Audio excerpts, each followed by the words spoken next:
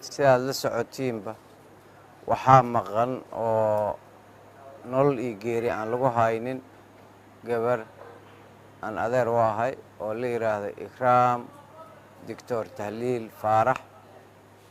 ikraam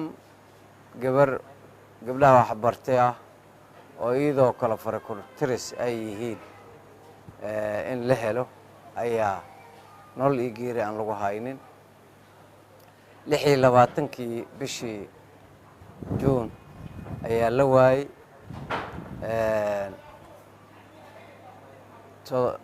shalay ayaa 30keeda casho ay ku buuxsantay oo 26 bishii ahayd. maanta 31 maalmood ayay maqan tahay. nolol iyo geeri midna laguma haayo.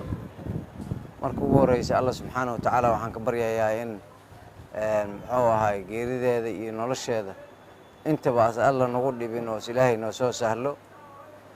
marka xigta waxaan maanta isku yeeray, waxaan soo dhaweynayaa garsoorka ciidamada qaranka Soomaaliyeed ama garsoorka ciidamada qalabka sida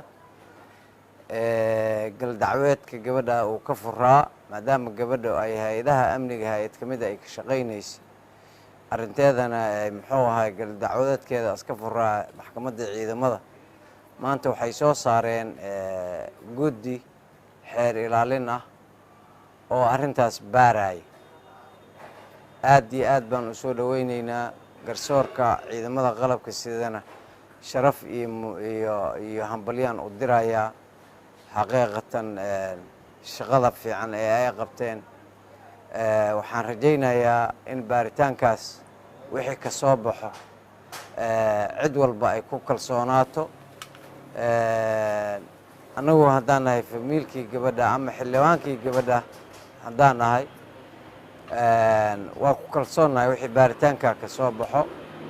waxaan rajaynaynaa baaritaankaas inaan ka wada warsugno. horena waa u sheegay in muxuu ahaa baaritaanada hay'adaha amniga ay wadaan in laga warsugo. hadda garsoorkii ciidamada qalabka sida ayaa guddi soo saaray. dhammaanteen waxaan ku wada kalsoonaan doonaa baaritaanada ay sameynayaan xeer ilaalinta guddiga laga soo saaray iyo muxuu ahaa dhammaan mas-uuliyiinta dowladda federaalka baaritaanka oo ay qeyb ka wada noqonayaan. waxaan rajaynayaa inaa muxuu ahay hay-adaha wax baaraya ay si hufan oo caadilnimo ah oo wanaag iyo sharaf ay ku jirta ay u baaraan. aniga ikraan xanuun badan baa naga haaya. nolol iyo geeri midna ma hayno.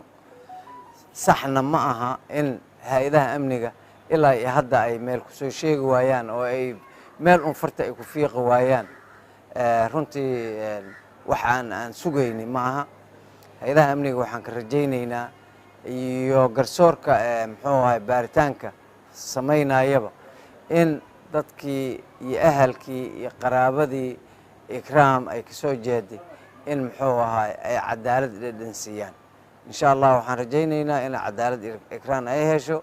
waana ku kalsoonnahay guddiga maanta la sameeyey. waana soo dhaweynaynaa, waana ugu hambaleynaynaa garsoorka ciidamada qalabka sida guddiga ay u magacaabeen ee xeer ilaalin.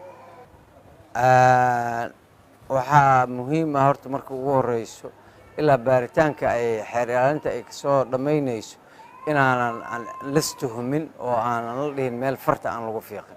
sababtoo ah tuhunka wuxuu sii jaha wareerin karaa iyo hadallada muxuu ahay hortawinta leh oo soo horbaxo wuxuu dhumin karaa kiiska ikraam.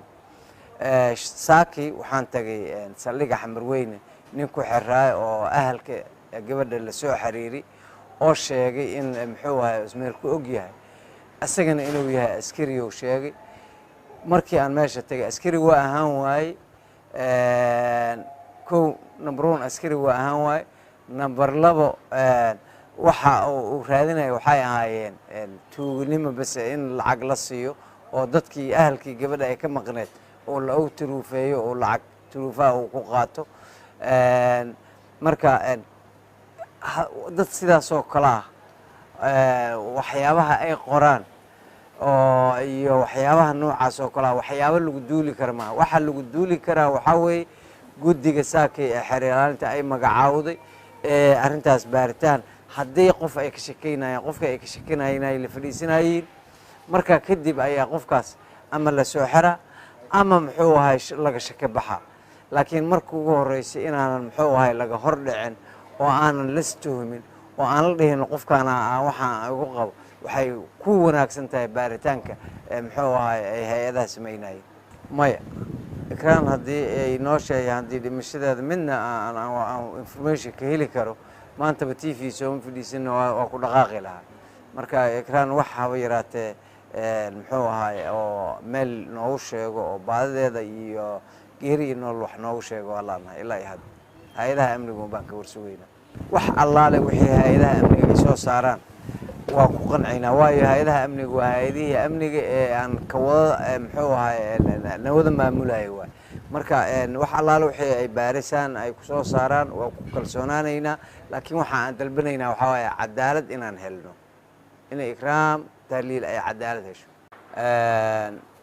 sidaad la socotiinba waxaa maqan oo nolol iyo geeri aan lagu haynin gabar aan adeer u ahay oo la yiraahdo ikraam doctor tahliil faarax ikraam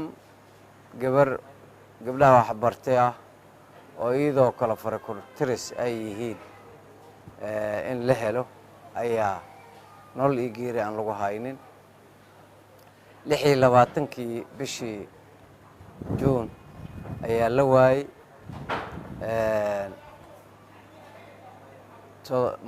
shalay ayaa 30keeda casho ay ku buuxsantay oo 26 bishii ahayd maanta 31 maalmood ayay maqan tahay nolol iyo geeri midna laguma haayo marka ugu horeysa Allah subxaanahu wa ta'ala waxaan ka baryayaa in muxuu ahay geerideeda iyo nolosheeda intaba Allah nagu dhibin oo Ilaahay noo soo sahlo marka xigta waxaan maanta isku yeeray waxaan soo dhaweynayaa garsoorka ciidamada qaranka Soomaaliyeed ama garsoorka ciidamada qalabka sida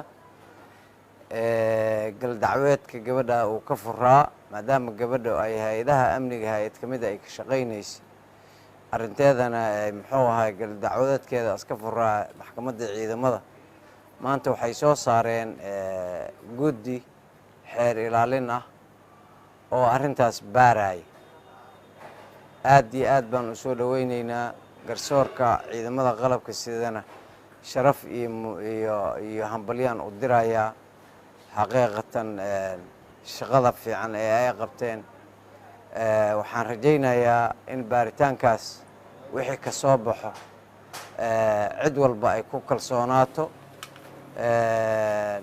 anagu haddaan nahay famiilkii gabadha ama xildhibaankii gabadha haddaan nahay waa ku kalsoonahay wixii baaritaanka ka soo baxo waxaan rajaynaynaa baaritaankaas inaan ka wada warsugno horena waa u sheegay in muxuu ahaa baaritaanada hay'adaha amniga ay wadaan in laga warsugo hadda garsoorkii ciidamada qalabka sida ayaa guddi soo saaray dhammaanteen waxaan ku wada kalsoonaan doonaa baaritaanada ay sameynayaan xeer ilaalinta guddiga laga soo saaray iyo muxuu ahaa dhammaan mas'uuliyiinta dawladda federaalka baaritaanka oo ay qayb ka wada noqonayaan waxaan rajaynayaa inaa muxuu ahay hay'adaha wax baaraya ay si hufan oo caadilnimo ah oo wanaag iyo sharaf ay ku jirta ay u baaraan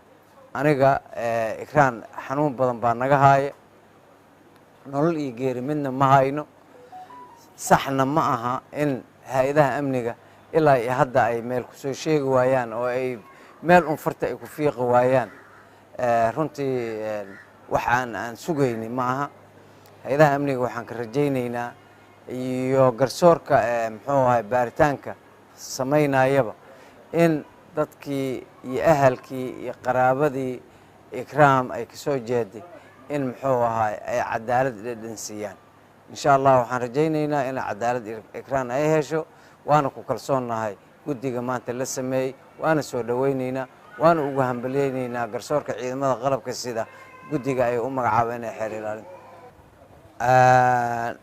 waxaa muhiim ah horta marka ugu horeyso ilaa baaritaanka ay xeer ilaalinta ay kasoo dhammaynayso inaanan las tuhumin oo aanan la dhihin meel farta aan lagu fiiqin, sababtoo ah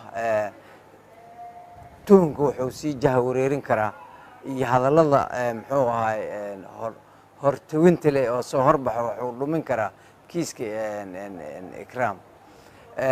saaki waxaan tagay saldhigga Xamarweyne nin ku xiraayo oo ahalka gabadha la soo xiriiri oo sheegay in muxuu ahay ismeel ku og yahay asagana inuu yahay askari uu sheegay. markii aan meesha tagay askari waa ahaan waaye kow number 1 askari waa ahaan waaye number 2 waxa uu raadinayo waxay ahaayeen tuugnimo bas in lacag la siiyo oo dadkii ahalkii gabadha ay ka maqneed oo la og turuufeeyo oo lacag turuufaha uu ku qaato. marka dad sidaas oo kale ah waxyaabaha ay qoraan oo iyo waxyaabaha noocaas oo kale ah waxyaabo lagu duuli kara maaha. waxa lagu duuli karaa waxaa weeye guddiga saakay ee xeer ilaalinta ay magacaawday arrintaas baaritaan haddii qof ay ka shakeynayaan qofka ay ka shakeynayeen ay la fadhiisanayeen marka kadib ayaa qofkaas ama la soo xiraa ama muxuu ahay laga shake baxa. laakiin markii ugu horeysay inaanan muxuu ahay laga hor dhicin oo aanan las tuhumin oo aan la dhihin qofkaana waxaan ugu qabo waxay ku wanaagsan tahay baaritaanka muxuu ahay ay hay'adaha sameynayeen. maya ikraam haddii ay noo sheegaan haddii dhimashadeeda midna aan information ka heli karo maantaba TV soo fadhiisan waa ku dhaqaaqi lahaa. marka ikraam wax haba yaraatee muxuu ahay oo meel noogu sheego oo baadadeeda iyo geeri nool wax noogu sheego allaana ilaa ay hadda hay'adaha amniga baan ka warsugeynaa. wax allaale wixii hay'adaha amniga ay soo saaraan waa ku qancina waayo hay'adaha amniga waa hay'adihii amniga ee aan ka wada muxuu ahay nabada maamulay waay. marka wax allaale wixii ay baarisaan ay ku soo saaraan waa ku kalsoonaanaynaa. laakiin waxa aan dalbanaynaa waxa waaye cadaalad inaan helno in ikraam tahliil ay cadaalad